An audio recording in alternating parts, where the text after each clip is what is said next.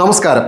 Spa massage സെന്ററുകൾക്കെതിരെ Thiruvananthapuram mayor കർശന നടപടിയുമായി മുന്നോട്ട് പോവുകയാണ്. ഈ കഴിഞ്ഞ ദിവസം തിരുവല്ലയിൽ ഒരു കൊട്ടേഷൻ സംഘം സ്പാ കേന്ദ്രീകരിച്ച് ഒരു ആക്രമണം നടത്തുകയും അവിടെ വർക്ക് ചെയ്യുന്ന ഒരു യുവതിക്കെതിരെ ലൈംഗിക അതിക്രമണം നടത്തുകയും ചെയ്തു.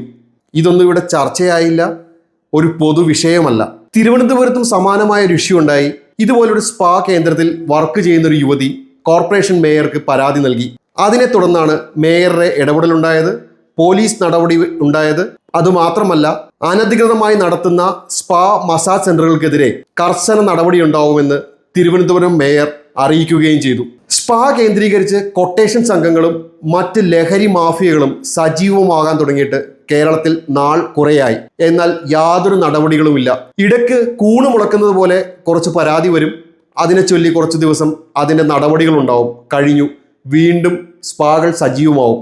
ഇതിൻ്റെ വീഴ്ച ആരംഭിക്കുന്നത് ഇതിൻ്റെ ലൈസൻസ് കൊടുക്കുന്നതുമായി ബന്ധപ്പെട്ടാണ്. കഴിഞ്ഞ 2025 ഏറ്റവും കൂടുതൽ വിജിലൻസ് അന്വേഷണം നേരിട്ടതും കൈക്കൂലി കേസുകൾ വന്നതും കോർപ്പറേഷൻ്റെയും മുനിസിപ്പാലിറ്റിയുടെയൊക്കെ ഹെൽത്ത് ഇൻസ്പെക്ടർമാർ കൈക്കൂലി വാങ്ങിയതുമായി ബന്ധപ്പെട്ടാണ്.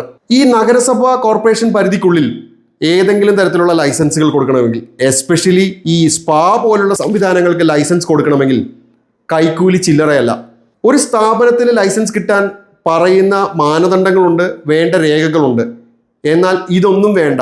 ഏജന്റുമാർ മുഖേന ഇതിനൊക്കെ ലൈസൻസ് കിട്ടാൻ 50,000 രൂപ കൊടുത്താൽ 2 ദിവസത്തിനുള്ളിലാണ്. ഇത്തരത്തിൽ 10,000 മുടക്കി ലൈസൻസ് കിട്ടണമെങ്കിൽ അവിടെ നടക്കുന്ന കച്ചവടം എത്രയായിരിക്കുമെന്ന് നോക്കുക.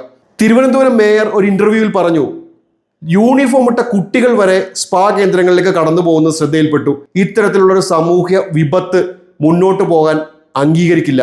കേരളത്തിൽ കാസർഗോഡ് മുതൽ തിരുവനന്തപുരം വരെ തിരുവനന്തപുരം മേയർ എടുത്ത നടപടി ചുവടുപിടിച്ച് നടപടികൾ എടുക്കാൻ എത്ര മേയർമാരും നഗരസഭാ അധ്യക്ഷന്മാരും തയ്യാറാകും? നമ്മൾ കാത്തിരുന്ന് കാണണം.